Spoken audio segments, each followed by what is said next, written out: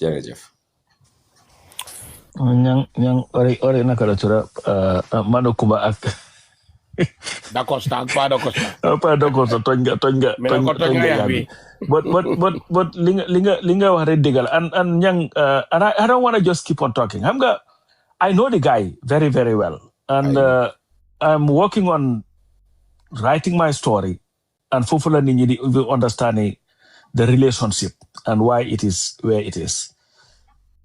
Halifa, I remember the finyo bena time. So we stay one a man. And the way he ate, wane ko waji, yo do chop mo waji man damale leka pour survive, damale leka pour so. You know. And one thing I can tell you about him though, the Halifa that you deal with in public is the same Halifa that you deal with in private. Yeah. He's a very disciplined guy.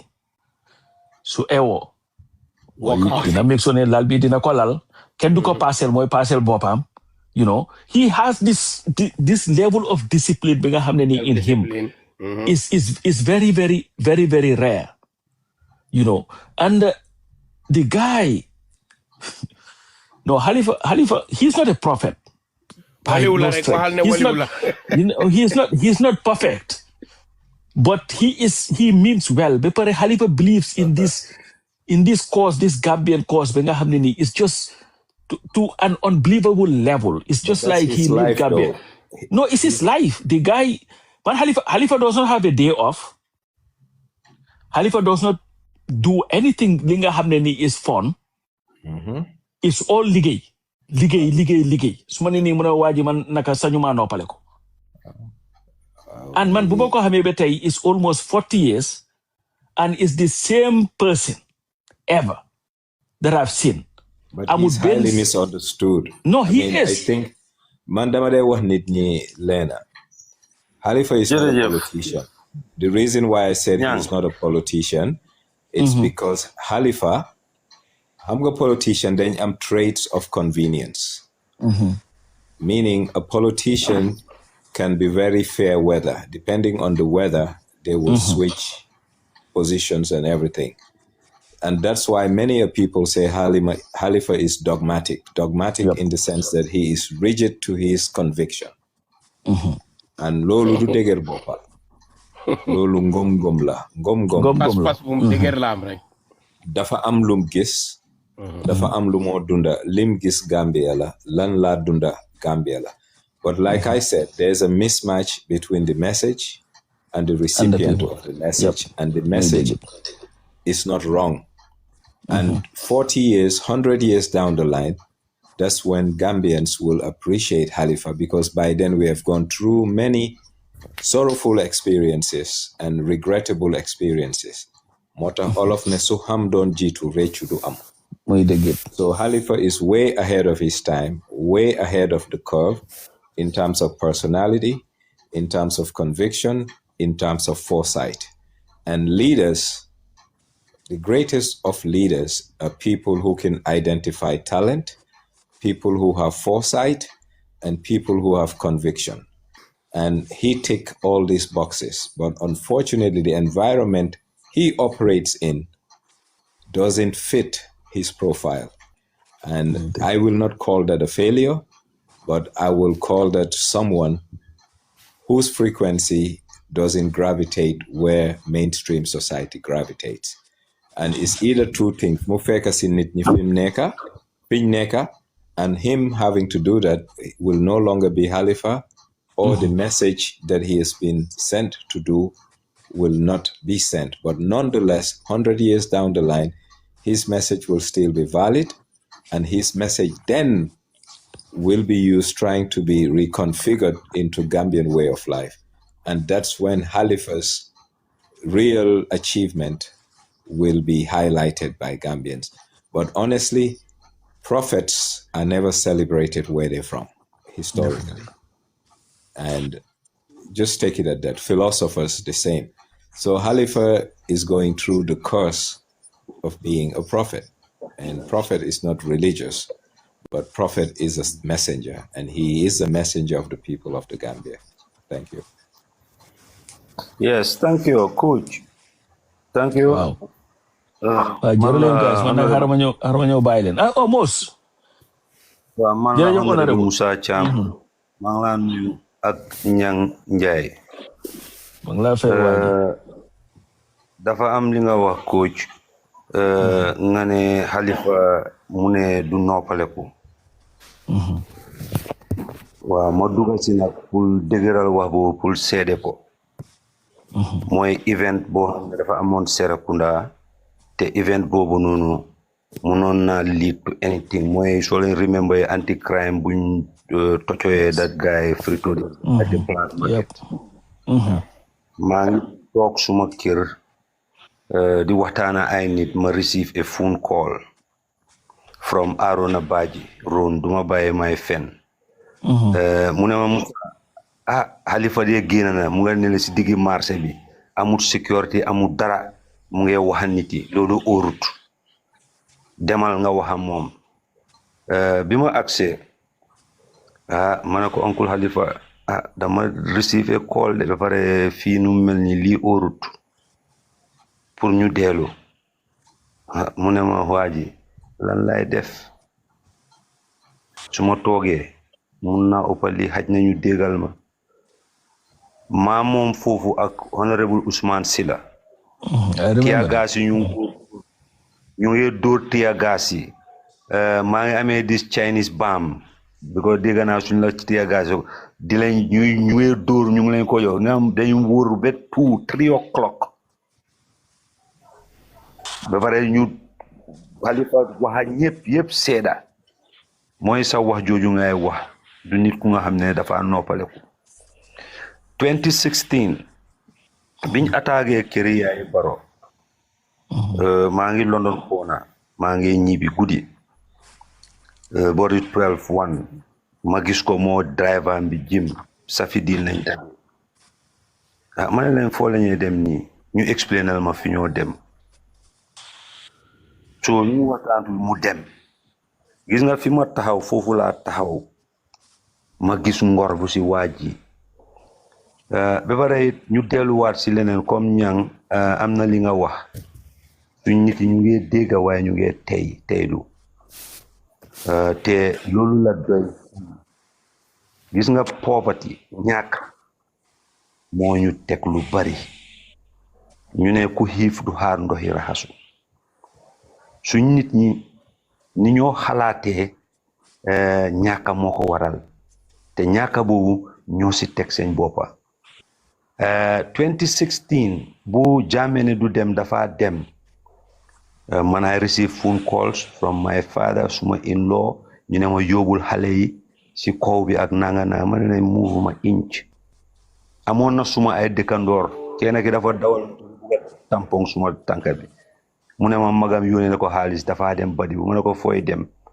yaayam man la jàppee doomam bu mag ma dem ma ne maire bi doo dem fen man dew ma fen ma ne ko 7 o'clock nga déglu radio bi am na kuy wax si gis nga bi mu waxee maire bi mu ne ma ñi moo si fa abe minto mu dalal réew mi ñëpp dal ci jamono jooju bugga nañ koo dégga waaye suñ nit ñi ñoo understand agut lanay seeñ the power of their voters card ak suñ electoral system bi the way and manner in which it is conducted is very wrong lii moo ñu teg waaye ñun ñu nga xam ne understand nga am nañ di understand because Halifa you are right nga ne du politician dafa different with the politician of course yes gis nga politics after 300 years of colonialism and 100 years of neo-colonialism Africa moom boppa ñu moom suñ boppa we should have come up with our own system of governance which we didn't do. What we did was we inherited the colonial master system of governance. Moo ñu fi teg look at Ñang yow dang dee nekk léegi-léegi resource passing during the budget session ak yooyu noonu understand nga we know how our budget works naka la ñoo defaree suñu budget bi as a country yaa ma understand it doesn't fit the needs and aspirations of the people. Lot of wastage. Why do I dafa ñëw mu study Gambia, study the economy, the system of governance, study the people, mu ñëw with a formula. Only that formula moo mun a génnee dëkk bi si lim nekka. Te nit ñi after elections loolu la gaay di toogaat si vuu yi si campé yi si rajo yi si télévision yi di wax ñooñu seen xalaat comme am na benn waxkat bu ko fi wax xam nga am na lu Halifa Musa wax li ma Musa wax mu ne ma gis nga place su dee ne fees nga wax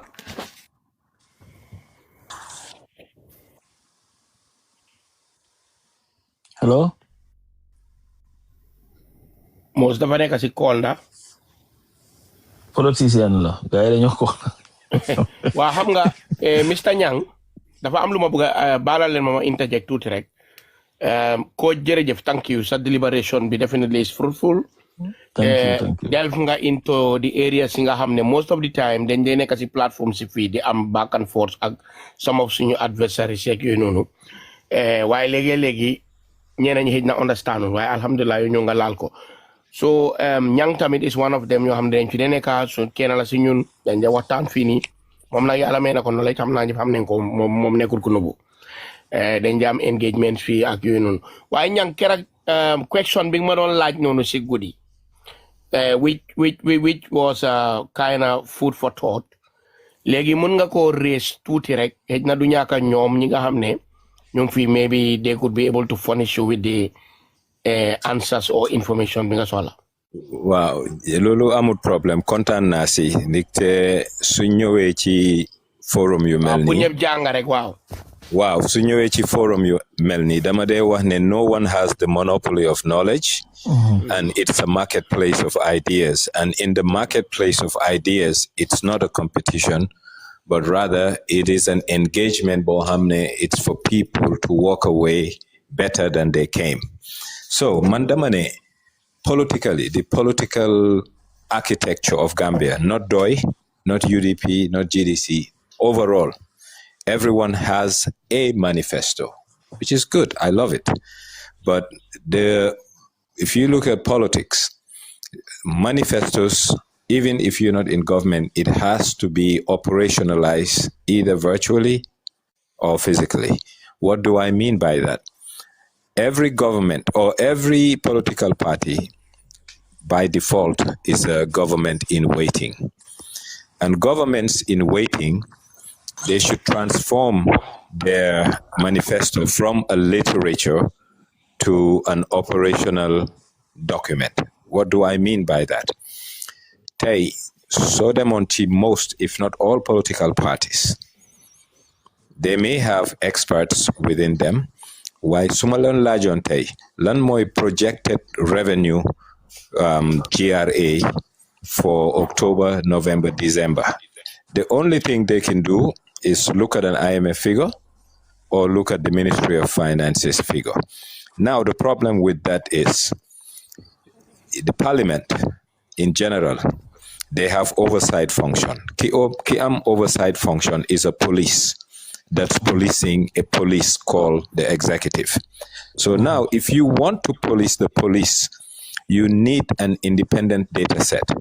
Independent data set B, if you go to America, they have Office of the Management of Budget, OMB. OMB amudara purefak White House. So White House in their documents to the parliament. Nyom, they have their own data set. The Treasury will come with its own data set. And now, that's when oversight can be functional. Hamgafi, oversight is a process, but it's not a function. A process in the sense that the law asks for it, and they go through the process, but it's not functional in its real sense because Swindon oversight, Lindek or living supplementary appropriation do Lutama wala lolo. Need in a budget from 2018 because the 2017 budget was Yahya Jammeh's budget. 2018 to maybe 2023 or 24 budgets yet of their supplementary appropriation. Lolo Mungla one the oversight function is not effective. Because so ñëwee ne ma lii mun naa see dundee ba weer bi dee on the 8th nga ñëw laajaat ma xaalis. Something is fundamentally wrong, but not only fundamentally wrong, it's repetitive. If you guys can remember during Mambore's Njai's time, Faladore, even Amadou Sane, if my memory serves me right, Amadou Sane, ñoom ñëpp over and over and over. So now, Sudan political parties, which resource is a constraint, and when I say resource, I'm not only talking about money, because some of these things are very expensive. Because none of these parties would send Ben member buy jël time am di leen buildal revenue models, forecasting models, because it takes time. You need to go to different offices to get data. You need to know what the baseline is, and also you need to have someone with the skill set and competence to do it. So this is a problem. And my question the last time, Moy, Suma Demonte, and not only Doi, all parties, and back to the question, back to Kini, a great thinker. Manifestos are great, but if you operationalize a manifesto, even at a virtual level, where you simulate it into a model in terms of some of the critical inputs, i.e. revenue, dinga muna gis dara before mu xew. For instance, COVID, amount big nguur gi spend during COVID, impact on domestic debt, because do savings bu nguur gi am mu génne ko, du dono aid bu ñëw nguur gi génne ko, dañuy raise treasury bills, ñu dugal ko ci système bi for social intervention. Waaye loolu lim jur adversely moo ëpp lim jur positively. And most of the time, suñ political parties yi either duñ dee mun a articulate lii at the opportune time, but su yaahu bi amee, that's when they come, and that defeats the whole idea of oversight. So luma laajoon kii ma ne ko adoy, I don't know, because I can openly and safely say that all the parties amuñ any real-time data to monitor the executive. So I ask whether at DOI, if I walked into their offices today, I can get projections on certain indicators, yoo xam ne moom la anybody need, because economy bi, you don't have to wait until something happens. You have to be ahead of the economy to program and manage the economy. So there's one thing talking about the economy, but there's another thing knowing the economy. And I think knowing the economy is a problem for all parties. And it doesn't mean DOI is weak or UDP is weak. It means that there are structural rigidities and structural impediments that are causing some of these things. And an early warning system, Pati Buneka, warna am an early warning system of the Gambian economy to raise the alarm before the fire starts. Jereja. But I think that's a fundamental question. And I think especially the actualization of manifesto Sibopam because Mota, I think it is important for parties in a shadow cabinet. Yes. But how many would do? Let me tell you what some of the things that DOI, because I'm part of a committee that is reviewing the DOI constitution from Nekani, since it is a living document. So I'm part of the Constitution Review Commission of the party, and we are looking at making it work better. So in the last election, there was something that DOI was talking about, the sovereign national wealth. Yes. It was very central to our campaign. We are now part of what we are doing, inculcating that into the constitution, Sibopam, where a committee would be established and giving responsibility for the party's sovereign wealth. How to raise it, how to manage it, how to maintain it, how to invest it, and all that, Sibopam. Because you have to start it somewhere. Yeah. To at least go and implement it at a larger scale. So to just give you an example of what we are trying to do. Another thing, for example, DOI is a big proponent of a think tank, of experts. These are all things that we are also adding to our constitution boo xam ne ni would be there. Now, when it comes to the economy and some of the indicators, si boppam, you would agree with me that if there is one party that has been very focused on the economy, its shortcomings, and even projections, has been DOI. And I believe if you were to go to the bureau tay from Nekani and ask certain questions pertaining to that, you'll be getting answers. They may not satisfy you, but at least I think they will be able to give you very tangible answers. And that has not started, don't start to regret. I remember even in during the collapse of the Soviet Union, there were analyses that were written by DOI on the world economy, looking at the challenges in the face going forward, based on the economic models are in place. So to answer the question, I may not be able to pinpoint specifically, but I want to believe 100% if you were to go to the bureau, that is the DOI bureau, and ask some certain questions, you'll be able to get an answer to what we believe is the projection. Now, the other challenge the political parties, and maybe it's changing now, the lack of resources to be able to do that. Party now, if you look at the parties now, you have a lot of people now that are joining the parties. It was not like that before. So even so, check UDP from Nekani, the Lamin Mane si Bopam, Larry Sise. What they are doing now in discussing the economy, challenging the government on this thing, is not something that the UDP used to do. It's not that they didn't have smart people, but maybe they didn't have people maybe had the economic acumen to challenge. So UDP has become a lot more intellectual in their discussions on some of the things based on listening to Lamin Mane and Larry. That doesn't mean what they are seeing is the prescription to our problems, but at least they're able to come up with counter arguments economically, because the focus was always on the rights violations and all that. But one thing I can tell you though, since its inception, DOI has been one party whose politics had focused entirely on the economic policy of the country, Sibopam, and the failings of the policies of the PPP government, the Jame government, and even this government, and telling you what they believe is the best answer to that. Even to some of the things that they do, like let's say when they came up with this, what do they call it? This PPP or asset recycling or so. We have a different idea of what could have been done with that. Even when they started privatizing, ERP and all that stuff, DOI came with a different formula of what they believe would happen and telling you the challenges that the PPP's policies or JAME's policies would continue to have for the country. So to Sigatal, I believe very much if you come to our bureau and ask some of these questions, you would get an answer to it. Well, you're right, Coach. Yeah. But there's two different functions. Economic policy formulation.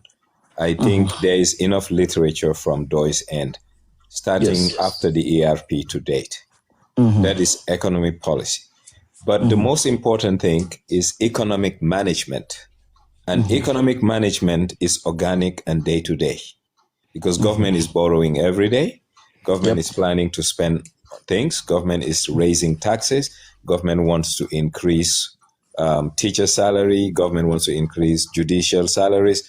So parties in Gambia, what I think is lacking in the formula, like the Lamin Manes, they do a great job on the economic policy that government is applying or want to introduce. No problem with that. I think parties are doing great. But follow the money means economic management on a daily basis. Because if you look at GRA, it has grown beyond, because when you're collecting taxes, there's four things that are fundamental. Tax efficiency. How much butoots do I spend to collect $1 of tax? Secondly, which is the responsibility of the Ministry of Finance, the tax policy. Because what have we seen in Gambia? The total taxes collected by GRA in terms of corporate, probably it's collected from less than 25% of the total people in business. Why? Oh, yes. Because relatively the tax rates are high and the tax base is small. And we are all taught that we should always endeavor to broaden the base and lower the rates. Then, sulolu ame, the incidence of tax avoidance will go down. But the way the Gambian economy is put together, you are encouraging me to avoid taxes. And in avoiding taxes, you grow the informal sector. Now, the informal sector of the economy, because a lot of people are trying to go underground because of bureaucracy in tax collection and administration and rates. So this is where I'm talking about it as we go on beginning of the year to the end of the year. For instance, driver's license. I think the KPI, the key performance indicator for ID cards and Gambian license is turnaround time. Suma apply yedara how long lama jail majotko. Yep. So it is very prudent for government to say, we as a government, and I think feel a problem bidore because so toge police nela collect now so much in fines or li. One government bobu muge fail. Government is a provider of service, and no one should be proud to say the police have collected so much money. So what we should do instead, Moy, our end game is to provide efficient and reliable service to Gambians at a least cost and an expedient time. If that is the case, we will say, nay, it doesn't make sense to renew licenses every 12 months.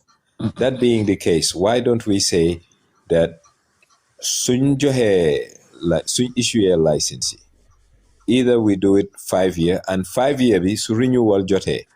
Santa Idore A, B, D, they do it in the first quarter. D, B, K, you def go in the second quarter. K, B, X, you def not X as in the word. K, B, another letter, you def go third quarter, fourth quarter. It does two things for the government. It spreads their revenue because government money is fungible. So government just on 10 billion, I'm sorry, 10 billion. Sure, of course. So once the monies are spread, it helps in disciplining government in spending because so whole Gambia, we spend almost 35 to 40% of the money before March, and we collect bulk of our monies because business is silenyo register, silenyo nyo pur am clearance ak yoyu. So bulk of our inflows are collected except imports because imports goes year in, year out. But user fees, non-tax revenue, and some taxes you can collect between January and March because people want to be operational and compliant. So lolu tahnabe over the course of the year, government will resort to borrowing because revenue inflow is not as much as it was in the first quarter of the year. So fila de gisene political parties doing they participate fufu. They participate more on the policy side than on the economic management side. Thank you. And I want to say, I think for DOI, I can speak for the party because these are some of the things, like the issues that you raised, some of the issues that we've always been raising, to talk about even the tax base and how small it is in the Gambia and how businesses are overburdened, the ones that they are able to tax with these taxes. And in fact, coming up with formulas that they believe would better serve in raising revenue. And how do you also use the resources of the country injected into the productive sectors of the economy so that at least it will bring something. And so when I believe my estimation, if one thing that we've been able to do very effectively, we not only talk about the shortcomings of the government, but also proffer tangible policy singa hamneni would be better suited for our economy to manage it better for for the benefit of the people. But I like what you're doing because these are questions we cannot be, political parties cannot also just function for just criticizing. You have to be able to criticize but new with something na face bopin to say you know what man alel gi ngeen jox ni so leen ma joxone 17 billion bini man nako ulbate ko ulbati mu indil jural leen A B C and D te nii ak nii lañ ko defee. But again, our politics is one of mbalax ak Then so people would not even listen to you. Yeah. Then, Coach, two more things. I will talk to Lamin Sane because we developed a sovereign wealth fund program for government of the Gambia using the proceeds and the assets that should have been derived from the OIC as a start. And we will further incorporate other existing government assets by sanitizing them, tidying up, taking toxic assets out, and put everything there. Then proceeds in your jot as profits and revenue from it. You sterilize first for a period of 20 years so that the capital base will be at least substantial. But if you're putting money in a fund and you're also trying to borrow from the fund, you will not become a Norway, for instance. No, you will not. You have to be disciplined. Wow. Another discipline and to be strategic too. Another area, Bohamne, I think it will be prudent because DOI is a party, Bohamne. I think they're very much interested in policy. So that's an area, Bohamne, Dinalen, Muna, Dimbale. Moine, Sohole, Gambia. Even government is reactionary in its policy formulation strategy, meaning government do they joke mudef dara because dafa hol ci kanam. Government most of the time daf they def to avert something that's already ongoing, but government is not futuristic in its policy framework. And I think that is costing Gambia a lot. And Gambia has become a political social experiment in the sense that they not try dohut, but what's the cost to the public? Hey, Nguri Gambia, mungi ame many a sleeping asset. Banjul Serekunda Road is an asset, it's an infrastructure. The first thing government needs to do, government dafa wara hole bopam as a business, but a business bohamne it profit joglo would call, but service delivery moi dalasi and bututi profitability of a government, the level of service. So lolo dafa many government dafa wara an asset register. When I say an asset register, tay mun nañu wañi domestic debt. How are we going to, because Gambia suñne domestic debt, we're talking about raising T-bills and bonds, NRA bonds, central bank, government T-bills, not central bank T-bills, government T-bills. What if tay su government jelon yonami, OIC highway, Banjul Serekunda highway, the North Bank trunk, the South Bank trunk, you get evaluator, mu value ko. Su ko value su government buggee leb léegi-léegi mu dem si commercial banks yi instead of central bank. You raise halis against these assets.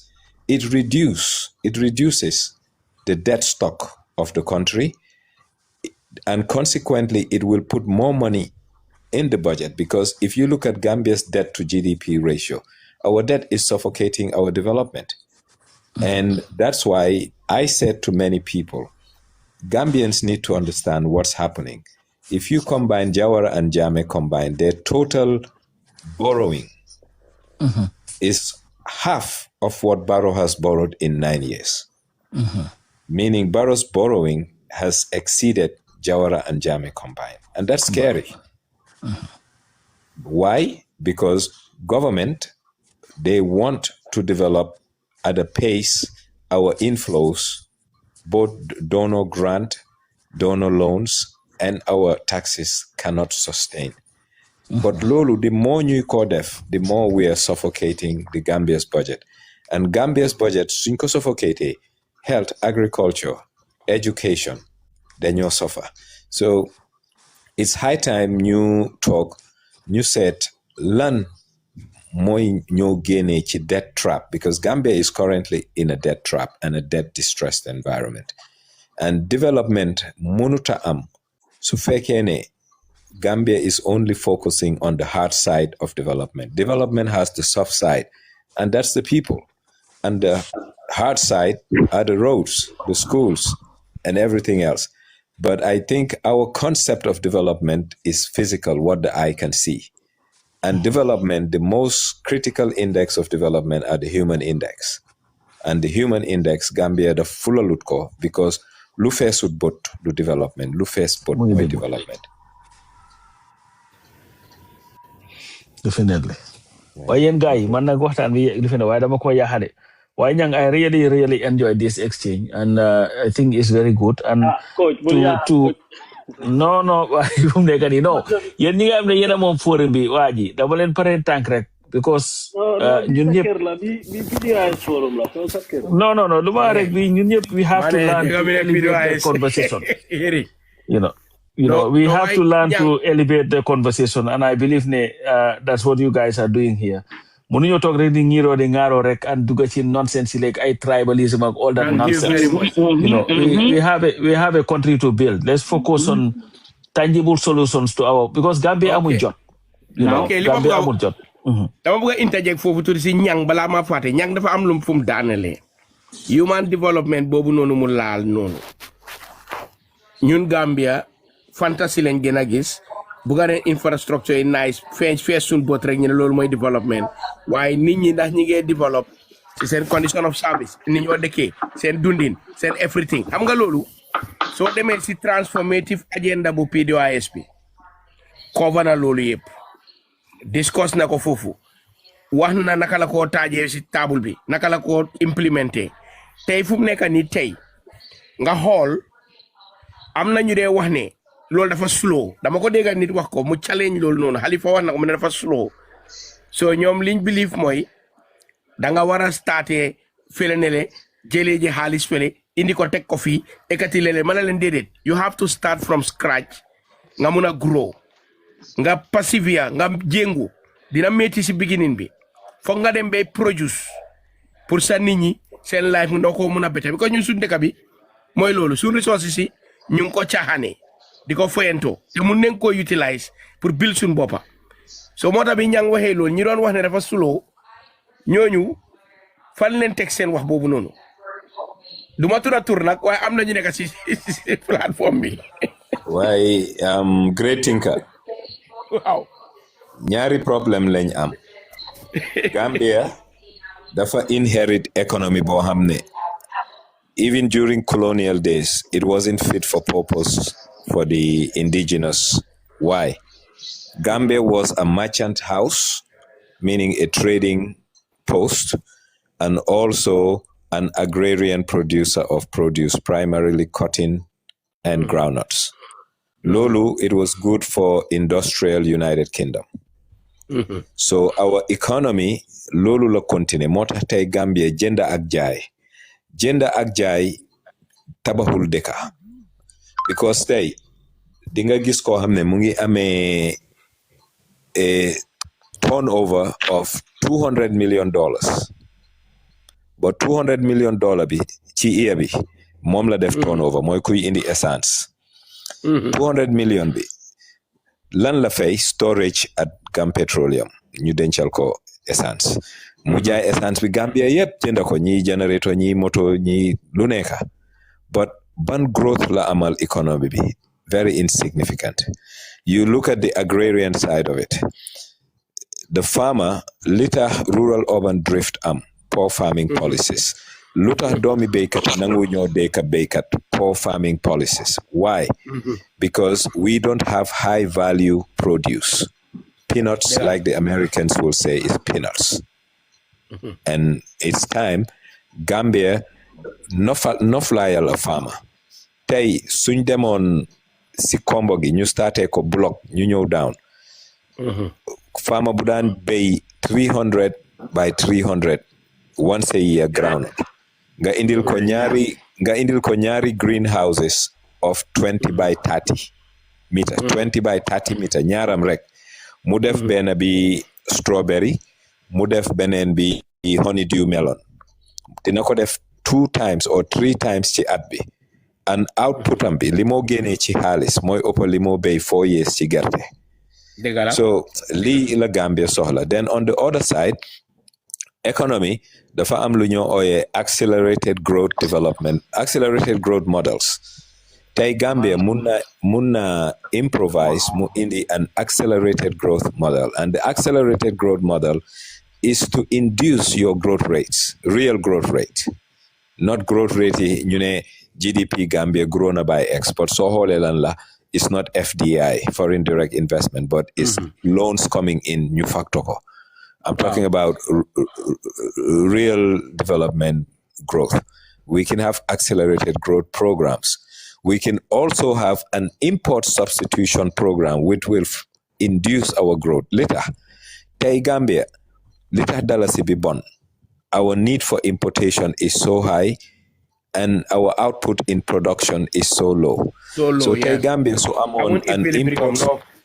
So I'm on import substitution program. There are so many things we consume on a daily basis.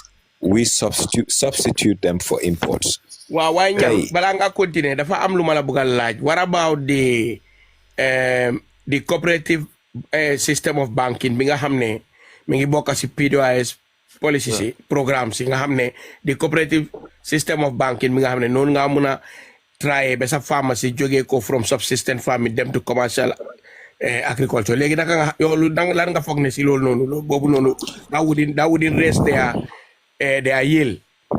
Nga hamne they would grow. I'm going to look step by step, like cooperative farming or banking.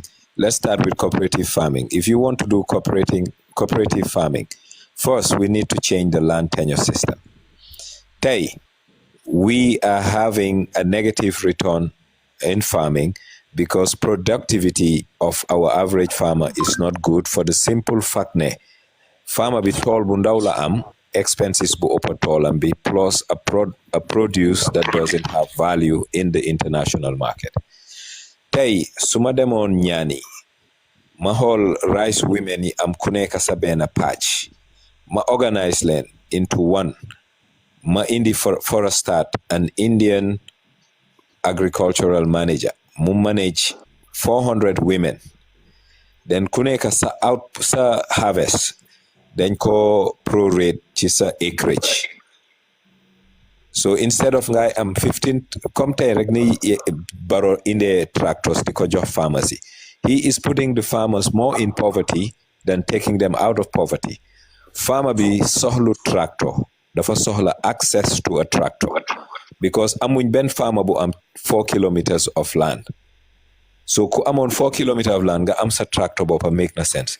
Why ko am 500 by 500 nga jëndaloo ko tractor mu ngi tie up capital boo xam ne land bi moo am amul utility to reap that money to be paying for a tractor. So what Gambian farmers need is access to mechanized equipment, but not ownership of mechanized equipment because of the way our farming land is structured. I am yet to see a Gambian farmer who owns 3 kilometers of land, unless commercial companies. Why with the system bimala wahni access to those equipments, not to give them tractors. Understand? Why mangenyo for moy ne lima wah moy. So change the land tenure. That cooperative system will that be is part difficult of the program. for. No, it's part of I'm agreeing. Yes, Musa. Wow, suma battery phone ba demon down. Ham nga yagon na si call yaga. Wow, degala. Man kay gis na nga drop after. Ang amon call. Wow.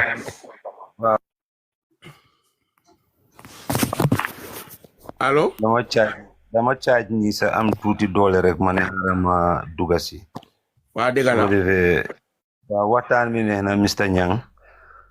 For now, fima emon moine how mo know something about a projection of the economy or what? Projected revenues, like right now, we should be able to know, not from government, either from the parliament, because ñoom la waroon a nekk seen primary responsibility. Well, they don't. What they have is subject matter specialists, which is good, but it's not enough. And by now, waroon nañu an office of the management of budget, because loi bi ñoom la task. There is an office. There is currently an office at the National Assembly. Well, I call it more of a secretariat than an office, because what I mean, An office of the management of budget is fully staffed with statisticians. You are referring to National Assembly members or political parties. No, I was saying political parties at their level is good to have expertise and resources to be doing projection. But for the National Assembly, it's a requirement because they are legislated by law to be the oversight authority of the appropriation. Exactly. Bill. That being the case, because the political party is not entrusted to generate revenues. Thank you very much. All we can do is, to come up with policies and programs that we feel that can boost our revenue. For example, now you have said one thing, that groundnut production was for Great Britain. Huh? Wow. The greatest mistake our people did was to accept groundnut as a cash crop. Understand? They were to generate revenues from farming. To generate revenues from farming doesn't require a big acre of land. Absolutely. Once we start producing things that we consume, I understand. Yeah. In pharmacy, educated, like for instance, vegetables you do understand? Yeah. So don't the pharmacy encourage you produce lolo or sesame or oil, come be you encourage so that will boost their production and they can also equally earn more money and the government too didn't earn more revenues. Like Sehbai was saying, I understand. Cooperative bank bi lumo neka for agricultural cooperative bank lumo neka moy pour nga support the farmers ding len jox loan at a very friendly interest. You understand? Wow. Nga link same production to market. Wow. Understand? So suko defe dinañ mëna make more money. Understand? But at the same time dinañ mëna create food self-sufficiency. As a political party, we have our programs and policies. Like you rightly said, the way we do our budgeting is a colonial instrument. It's that same old way of generating revenues. Yeah, I understand. Wow. It's that same old way of generating revenues. Understand? Revenues you have sa yodo they realize yep sa. Come like you said, corporate taxi. Ñu bari du ñoo fay. Understand? We devise a mechanism bo xamne come for instance the budget is anchored on a domestic resource mobilization. Understand? That's what the finance minister says. Huh? Wow. So what is a domestic resource mobilization? Is it to impose more taxes on the people or to broaden the tax base? Thank you so much. Pour nga dem nga fish out those that are supposed to pay taxes and are not paying taxes. Understand? Yeah. Why si gatal rek understand mo li nga njëkkoon na waxtaan waaye loolu la ñun tam mu la ref. Wow. Why another thing loo xam ne both at the Department of Agriculture level and government as a whole, they have a missed opportunity. The missed opportunity is tourism is a vital input in our revenue. But the sad thing is we haven't mainstream tourism by creating what you call real sector linkages. Tourism and agriculture should have a vertical link. Vertical link in the sense that, hey, restaurant boardem, hotel boardem, ñu ngi naan juice, ñu ngi lekka yàppa, vegetables, fruits. So tey suñ jëloon our tourism sector, ñu integrate ko with agriculture. Da nga gis ne dinañ mën a liggéey timing for farmers from October through April. They'll be producing a lot of kani bu werta bi, kani I'm talking kani salad, tomate. Suñ juicy dinañ seet nuñ ko package, whether buy la, whether dahar la, whether kabala, because tubabi ñu ngi indi Don Simon on a daily basis. So basically our tourism is making money for supermarkets and food importers. It's not making money for the economy. And sumala wahe tayne, I live here in Fajara. Amna marse buneka right behind the petrol station by the traffic light. Bulk of the vegetables sold there, a lot of people think they're from Dakar. No, it's from Morocco. From the apples, the orange, the green bell peppers, most of them all the way from Morocco. What does that mean? Foreign exchange. So Gambia in itself is weakening its dalasi by being reliant on outsiders to produce what it needs for its local consumption. You are quite right. And this is the biggest impediment to the country's growth and sustainable prosperity. You cannot grow when economic instability is premised on a weak currency. You work harder and harder to pay something. And Lee Monudal, and that's why inflation cannot be tamed in the Gambia, because of price volatility is a function of our exchange rate. So, as a central bank and as a ministry of finance, they need to see what they can do to create or smoothen the spikes that this exchange rate volatility brings into the market. And for me, Lolumoy economic management is not about passing budgets and spending. It's about efficiently spending and efficiently collecting. Cost effectiveness. Li moy February dekabi, and we don't. Our government don't want to disrupt. Yang linga wani you do want earlier, all these areas. Managing, you know, we are more of consumers than producers. Exactly. Right now, for that area, you go to countries like Morocco. Morocco don't they amdo bubari. Oh no. With the little water that they have, they you're gonna export fruits to Europe. I understand. They feel 300 kilometers of fresh water. Plus, yala ne lulu doyud. Mu yokal ju yenen 3 months of rain. Yange import worth of 4 point something billion dollars worth of rice. Understand? Why not you encourage your farmers to produce that rice? And those farmers nobody can teach those farmers how to grow rice.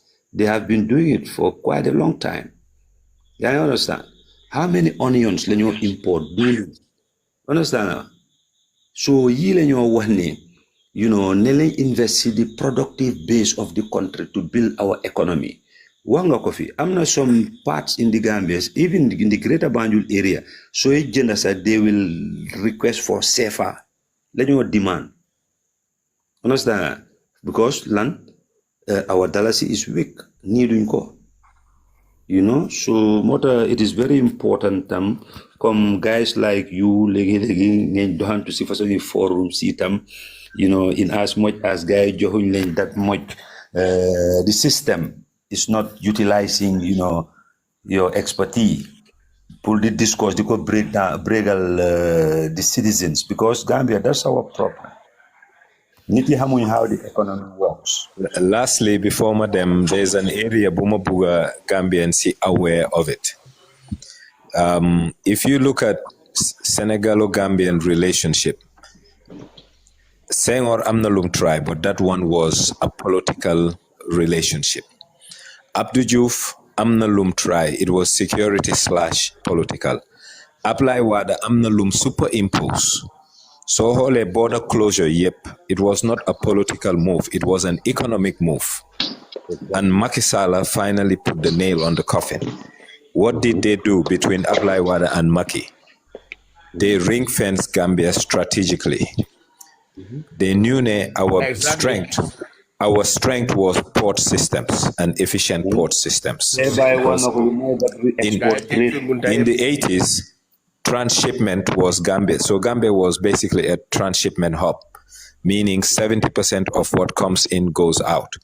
So what did Senegal do? First, Senegal used economic intelligence to make sure, because the word forot in Senegal means smuggling, and it was a big business because of Senegalese need to buy goods from Gambia, food, textile, etc., etc. What did the Senegalese do? Look, we want this to stop. They created a marché called Marché Gambia in Dakar, meaning Lingdan Uti Gambia, munga ko fe amte munen ko importe from outside directly to Dakar. So Lolota Dinjol to the use of Sambas, and to an extent Ahmed the absent textile businesses collapse. Then the next area, more port infrastructure.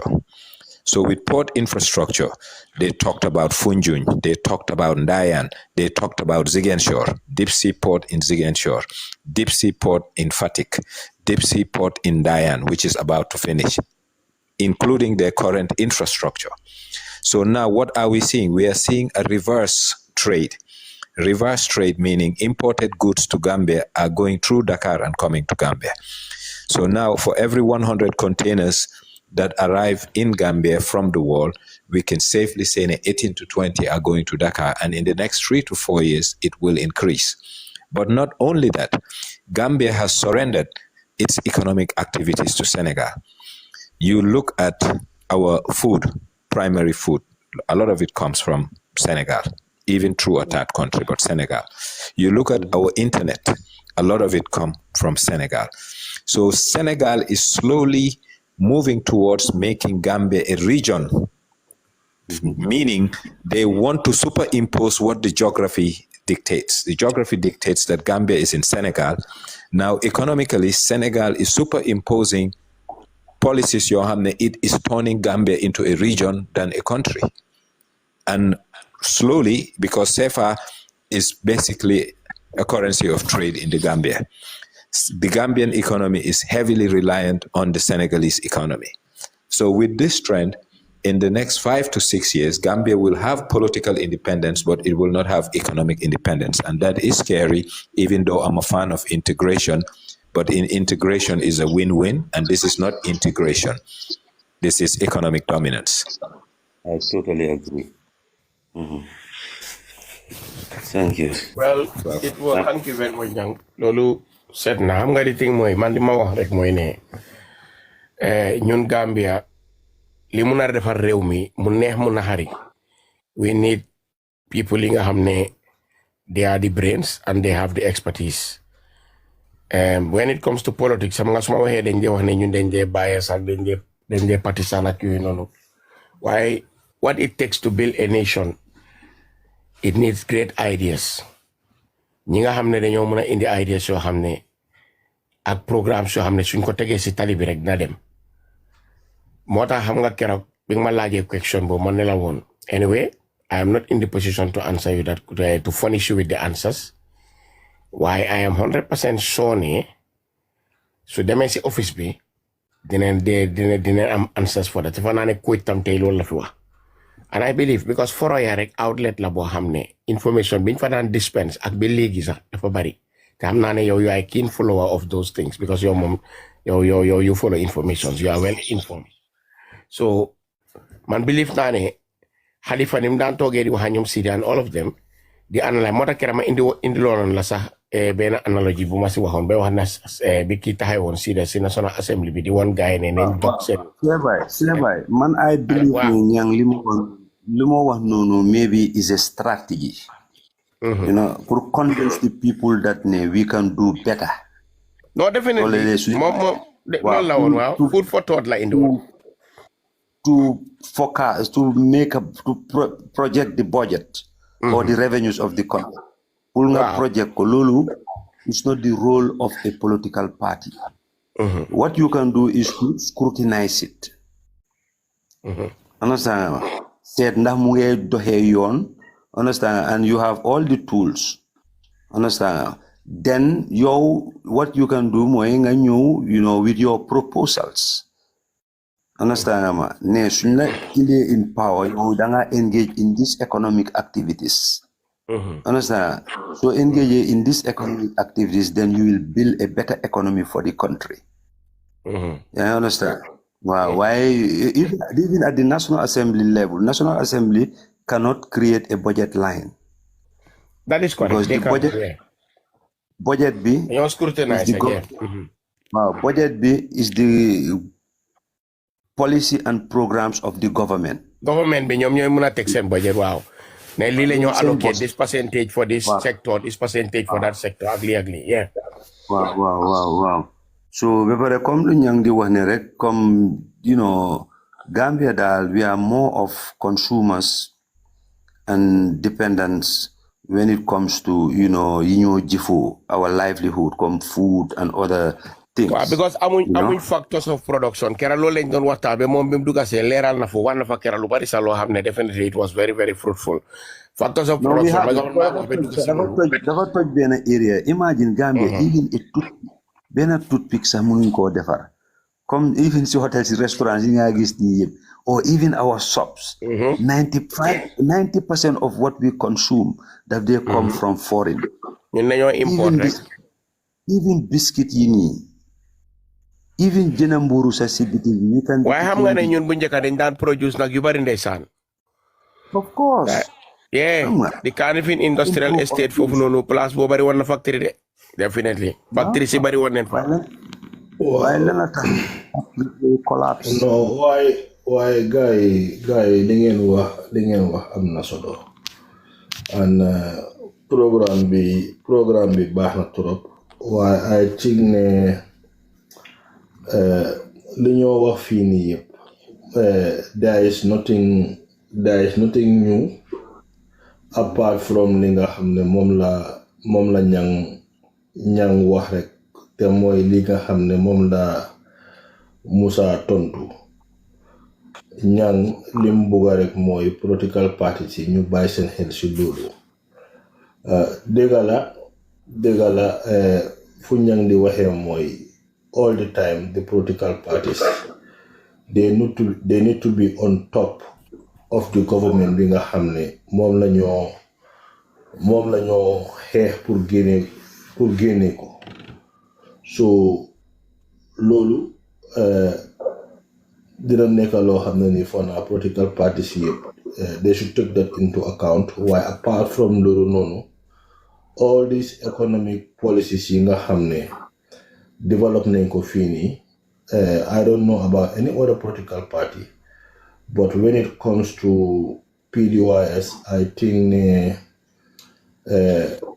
if not all but 98% of those things lañ fi mention yëpp ñoom address nañ ko when it comes to agriculture affaire yi land bi ñoo wax loolu PDOIS wax na ko affaire yi pharmacie wax nañ ko linkage bi pharmacie seen produce yi pour ñu mun ko jaay si nga xam ne especially in this hotel industries and all these things loolu yëpp PDOIS address na ko si manifesto bi I don't know whether ñang gëre tinka senoon na la di manifesto the last time why there is a lot of information in there so lima yokk ci seen waxtaan bi rek mooy I think it's high time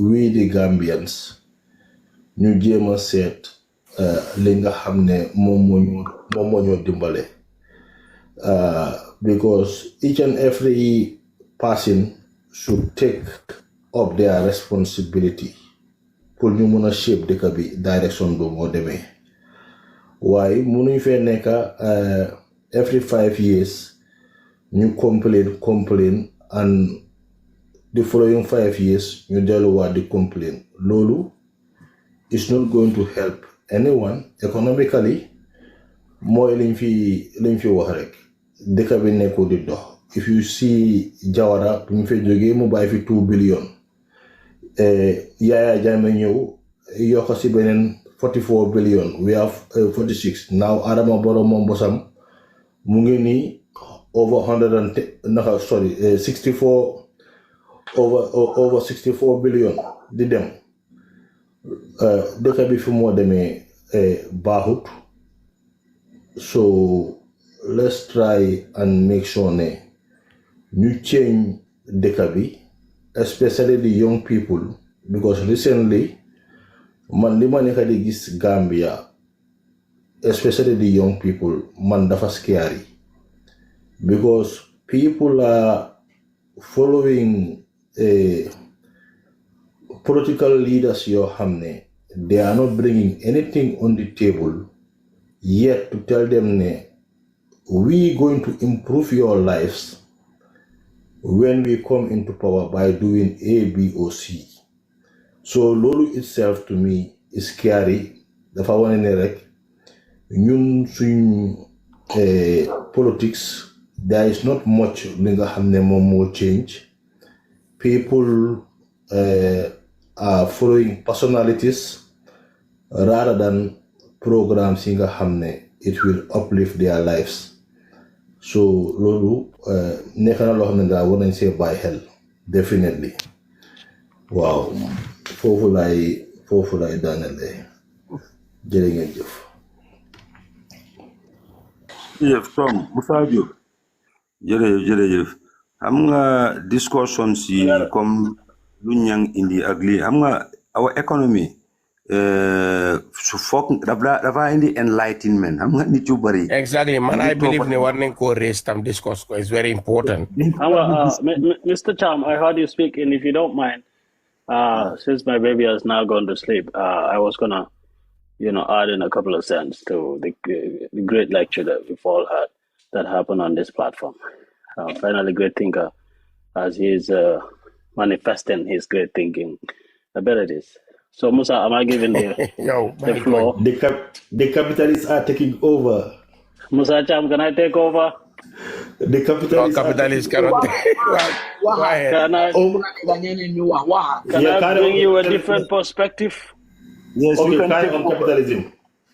Let me say something. I would like to extend my sincere regards to Mr. Nyang and the rest of the people on the platform and the 58 people watching and all the others. This very interesting conversation again. For me, okay, so I'm very practical and pragmatic. I don't think that knowledge should be coded, especially that has to be collective knowledge.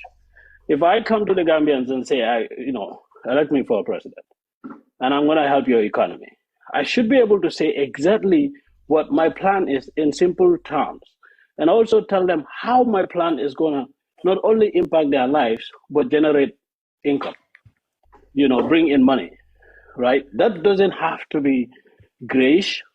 It doesn't have to be too complicated.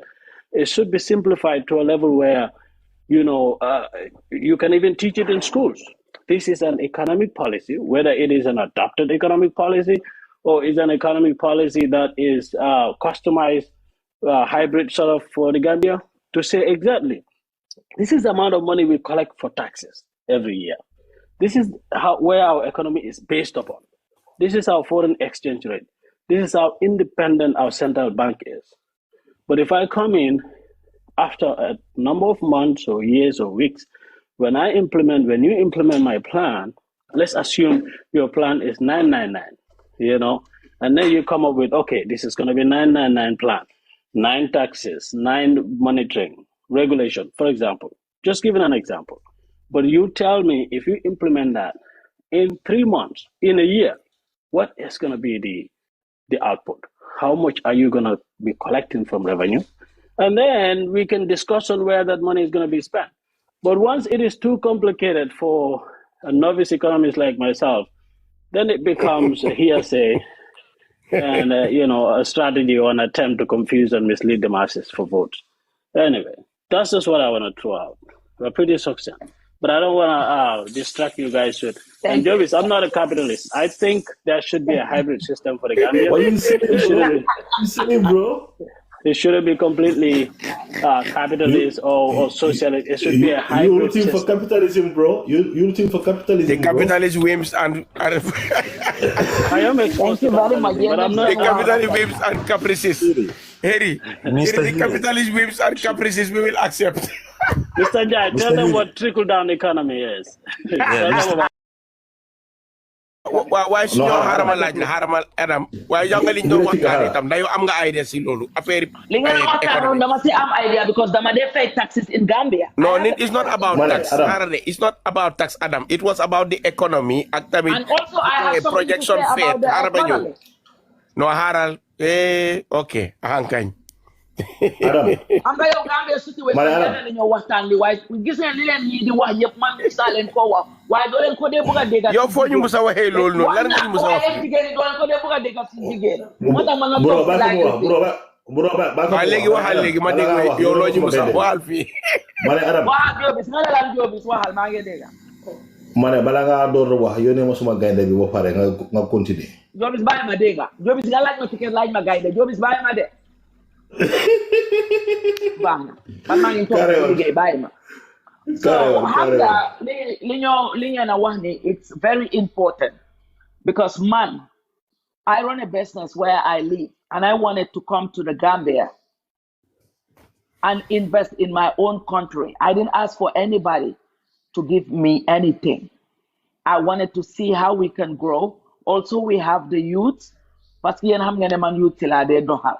Because ñom ñoo nek ko xamne ñom ñoo de dega ling de wax maki ñom na sen cere bi toy rek. So about is it 5 or 6 years ago yena di gis xam nga dama ko de wax why job is ngana situation musuma ko wax what am I bringing to the economy. We came with a plan to buy cooperative and invest in Gambia and turn it to a community center and a resource center and also a marketplace where women can strive, youth can strive, and all the men who want to learn stuff can also come there and learn stuff. You def draft, you def everything you walk down. All the papers, I still have it to this day. Buñ age, they told us bribery. Teman kuma hamman, so in the bribery, I won't do business with you. So my back up, my my everything, ask my money and all that, my them back up. And then I came the second time around, Muneka, the same thing. Finally, I said, you know what? Investment and trying to help the Gambia is they're not gonna let us do it. So let me go somewhere else. Madam, another place. They give me the tools that I need. They didn't charge me anything because they know what I was bringing is going to help the country, bring resources, build the country, and make it go. For you guys who don't know, I run my own business. I am my own boss. So I know how business and economy work. Okay? But this is not about individual business. My individual business. To come to Gambia to buy a place and empower it. No, for the youths, for the women, and the elders men that want to come and learn, no bribery. Ñang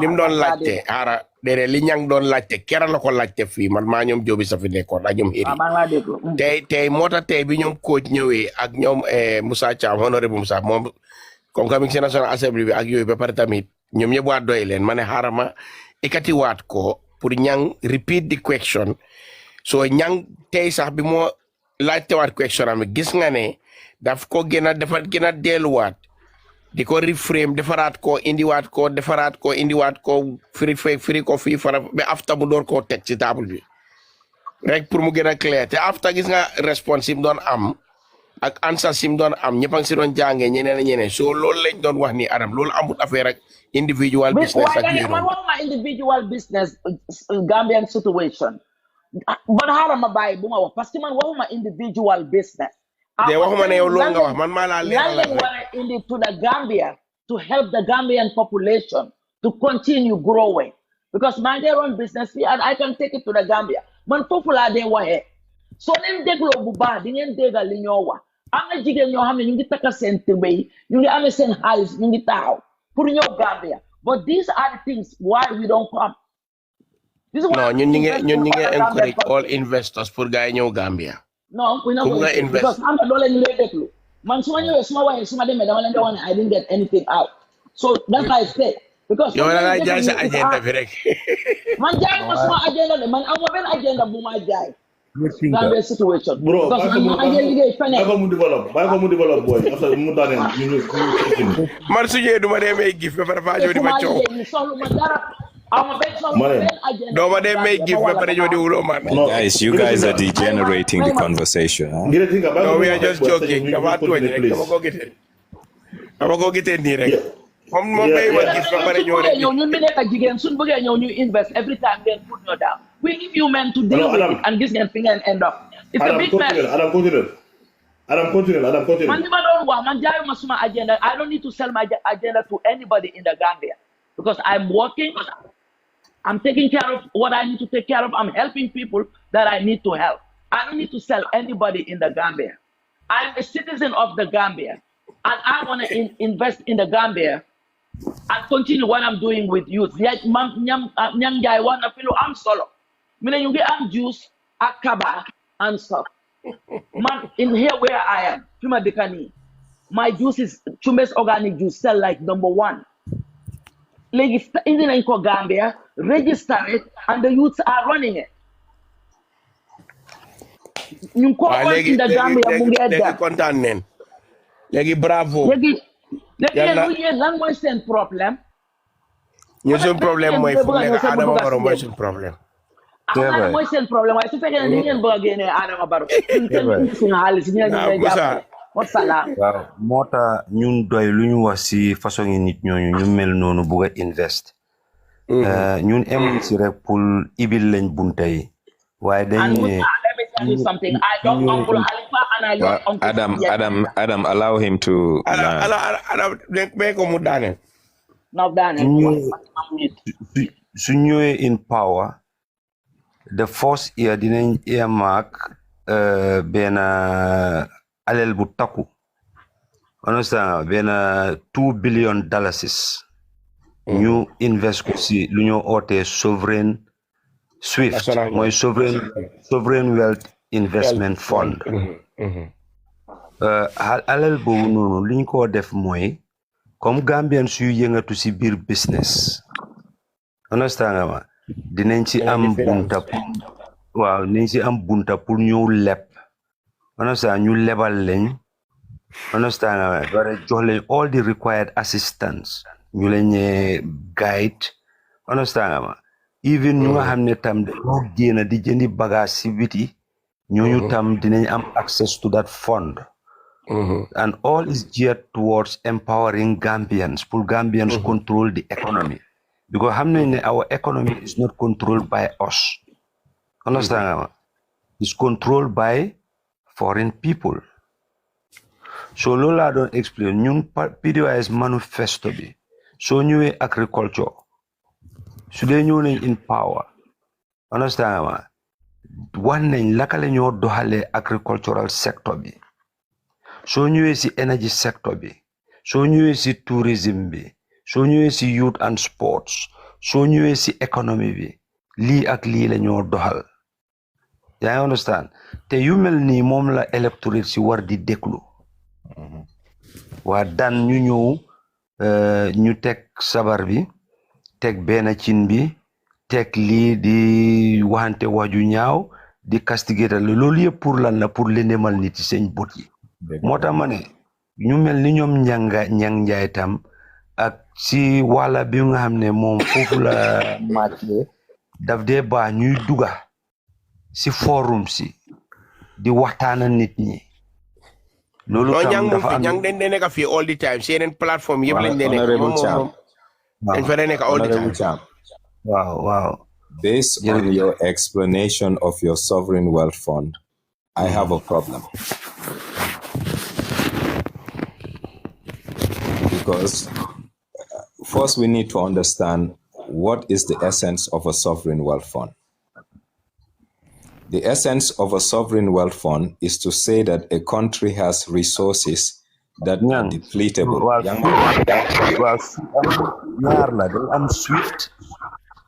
SWIFT and sovereign wealth fund. These are two different things.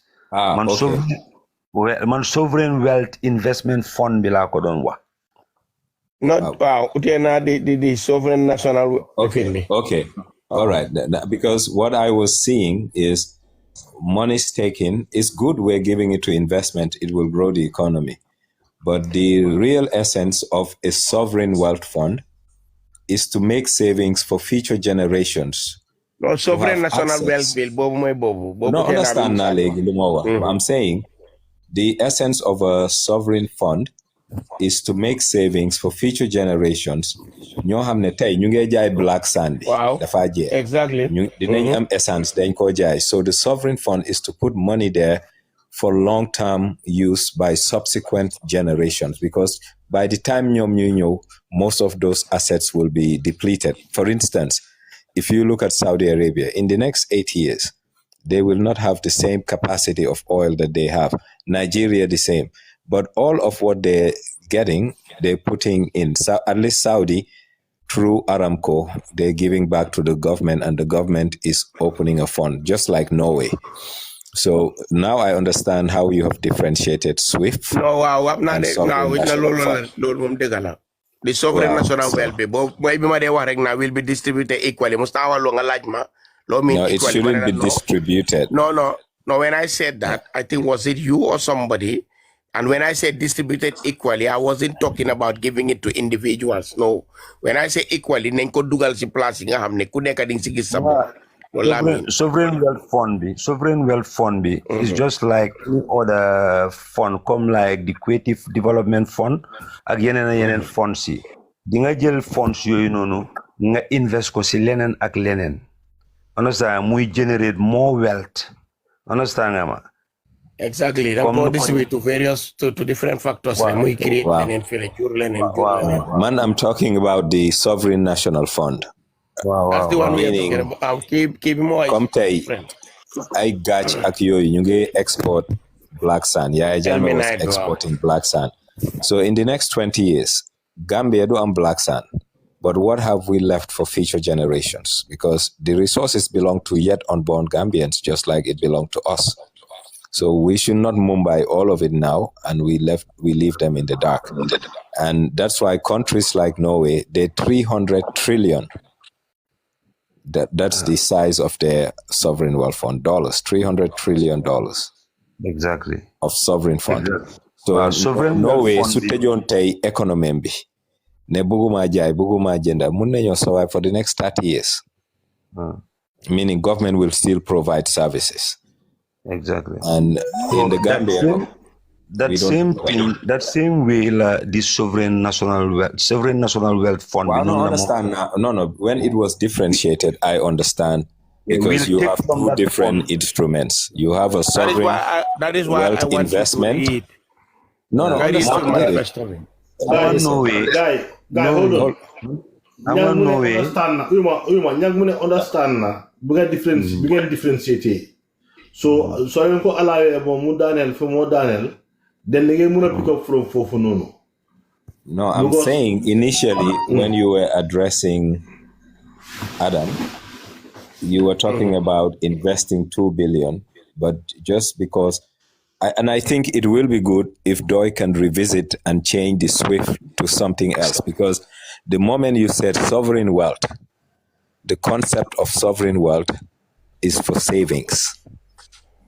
But if you say SWIFT, they're so interchangeable and the concepts are different. So it would have been good a distinction where the word sovereign wealth will not be applied with the SWIFT initiative. Well, how much sovereign wealth fund be? Dafa nek an instrument bu nga xamne dafa liggéey more funds. Just like any other country, New York they dohe. Saudi fund be the living fund, because they will go and buy even bonds or treasury bills in other countries or investment. Oh yes. Understand? Wow. You generate out of those proceeds tam. Understand? Ngai pump si SWIFT be sovereign wealth investment fund be. Empower more citizens. Generate more revenues. Wow. But the whole concept, when you start a sovereign wealth fund, you sterilize the funds, meaning you don't put them into use, you reinvest, so the fund grows. Why? the population growth rate of our countries are so high. We're having, so minimum been 10 to 15 years, nga sterilize ko. All you need is to grow the base of the fund rather than use part of its proceeds for other things. Then at some point, come Norway, munna level companies and state-owned enterprises, even individuals for initiatives, because then buy halis be muligay for a good period, lolo tamu aga. But imagine, let's say they started with $10 billion. So don't then say jail periodically the level enterprise individuals. They do aga 300 trillion. So there has to be a sacrifice, and the sacrifice is called sterilization for a considerable period. In the case of Gambia, we don't have that many or much natural resources. So if we want a substantial sovereign fund, we need to freeze it for minimum 10 to 15 years. Then something reasonable and something substantial. But if we want to put it, and even 5% of the annual proceeds, then go gain what? It deters the long-term provision of resources for Gambians yet unborn. So it's a trade-off. We have to choose. Do we want to? Because we are already wasting as a generation. So yes, we need to help people to invest, but we can find other avenues. But what goes to the sovereign fund, you block off for a good period, then you a sizable sovereign fund. No. Why come guy funny thing with the no, can you name a document? I'm interested in it. That's why I requested it. And I want to read it, and if time permits, I'll put my footnotes and for consideration, because like I said, no one has the monopoly of knowledge, but we all have different viewpoints based on experience, expertise, and real life outcomes that we have walked in and under.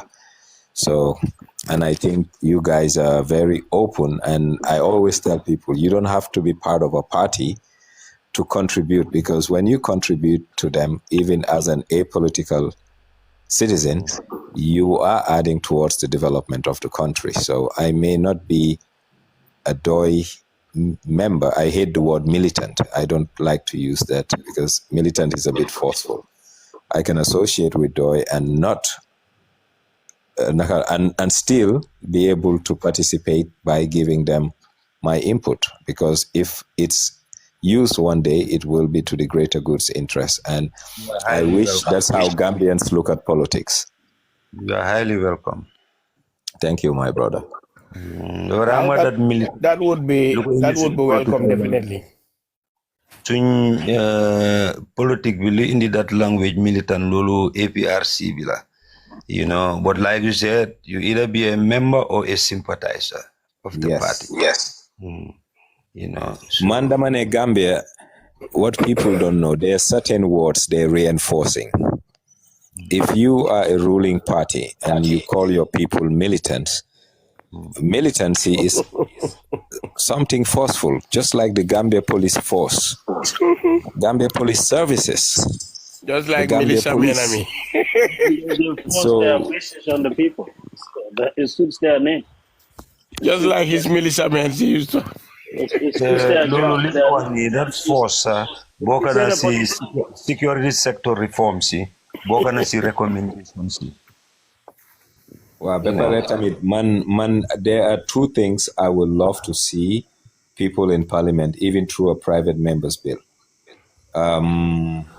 Westfield Monument, it will be proper and fitting. You call it Solo Sandeng Square, but not only Solo Sandeng Square.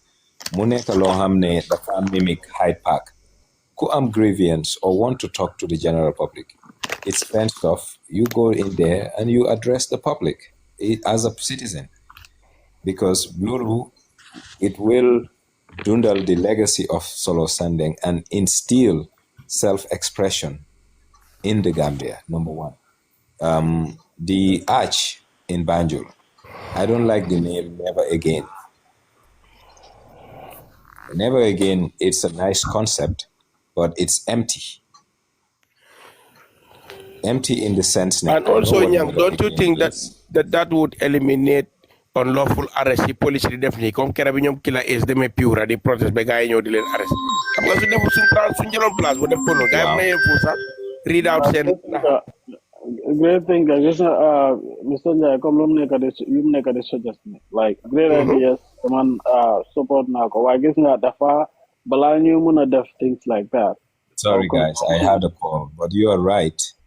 The culture of freedom. Freedom is not free, and freedom comes with responsibility because freedom is a right. Right do come with responsibility. And I think in the Gambia, the equation of law enforcement hasn't been explained thoroughly to Gambians, meaning the enforcer has obligations. The person that's being enforced on has rights.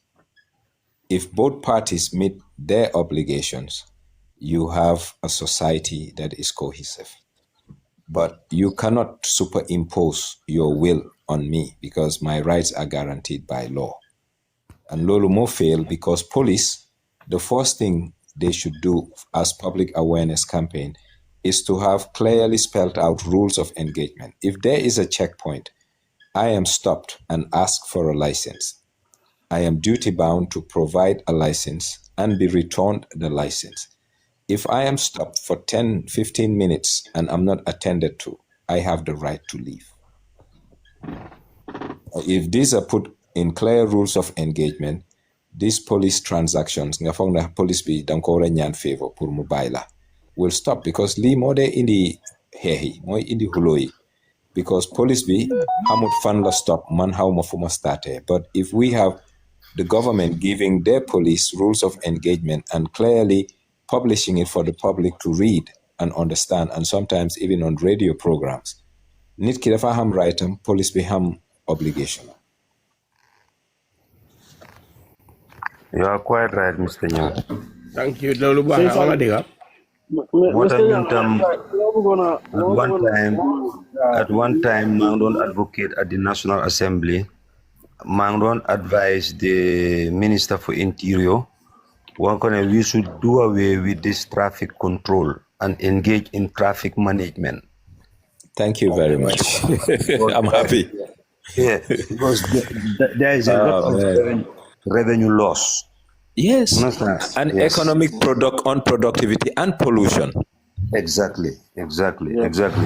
But I understand recently, Gangi established how much traffic nakalako gay oye somewhere in Kanifing. Understand? So, Lola, so police be then buy no revenue lose. I'm going Rwanda Luindef. Send uniform policy. Then konya without pocket. The only pahbim amoy for pen H. Si chesby. That's number one. Number two, Sungurgi decide on pay. Ne, I want to introduce digital currency and phase out physical currency over a period of 5 years. Corruption will go down before year 2 by 15-20%. Of course. So the will of the government to do right is what's lacking in the Gambia. And secondly, our national culture is a promoter of corruption in the sense that such culture be that they encourage corruption. Look at the word Njegi Guru. It has been legalized. Need the federal service, a public service. Normalized. I think normalized. Wow, need the federal public service. I'm entitlement in Njegi Guru.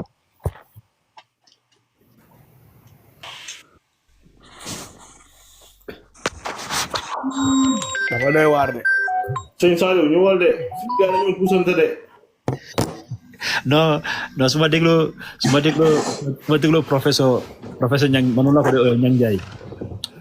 Semua deglo in terms of finance and economic rate, the much more hell that they have the Gambia ñu diga. ñu ngi am all these ingredients ci suñu dëkk bi ba pare tay ñu ngi feel. Billahi. Lu tax ñu tuddee aj bi sa never again. Lolu is nonsense. Never again dañ ko wara domesticate. Never again, the concept is fine.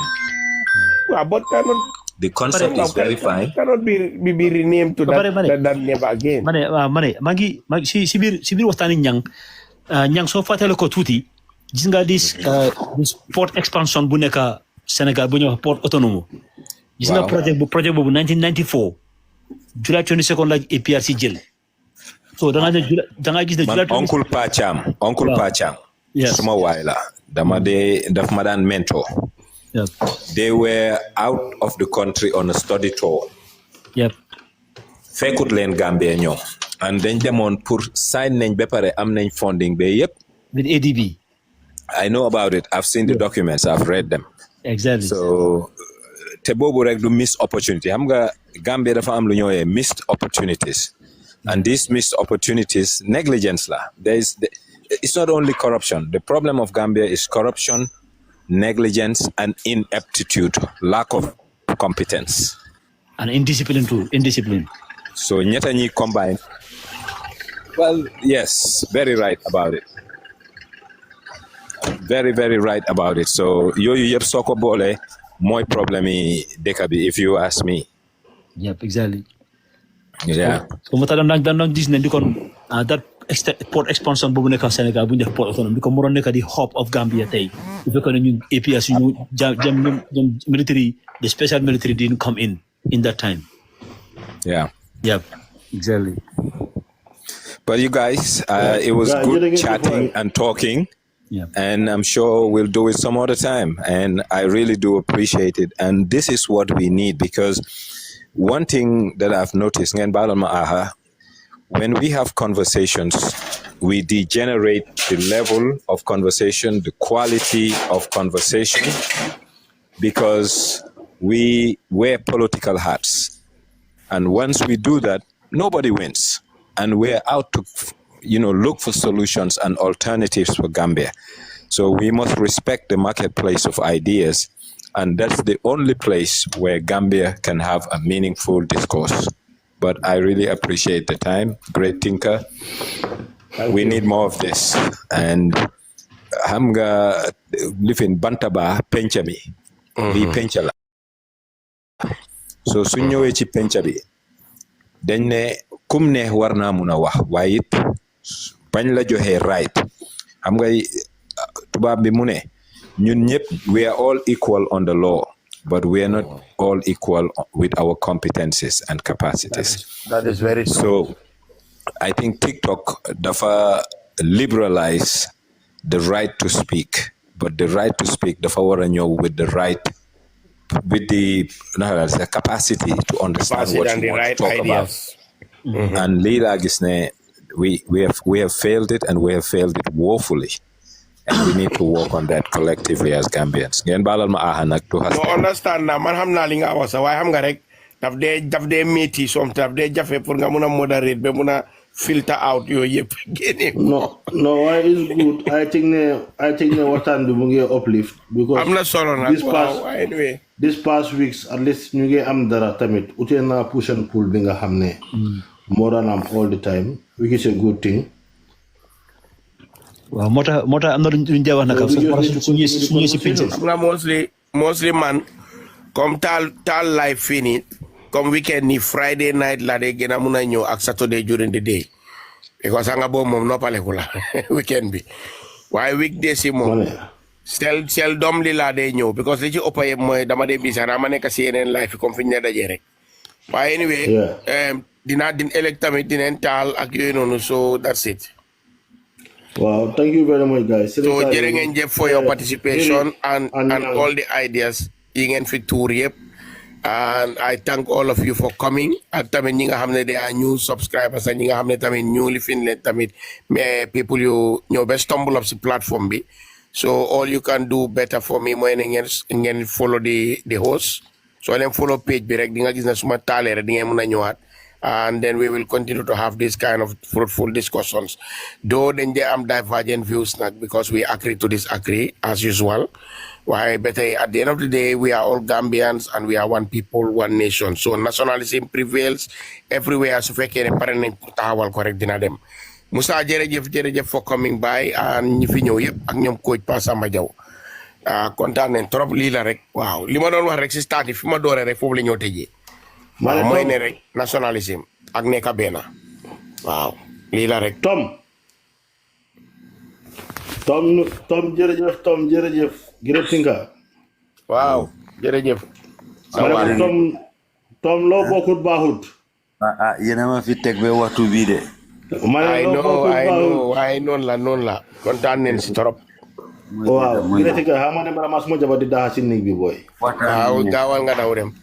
waaye anyway honorable Musa yow tamit jërëjëf kontaan nañ trop waay. si sa teewaay.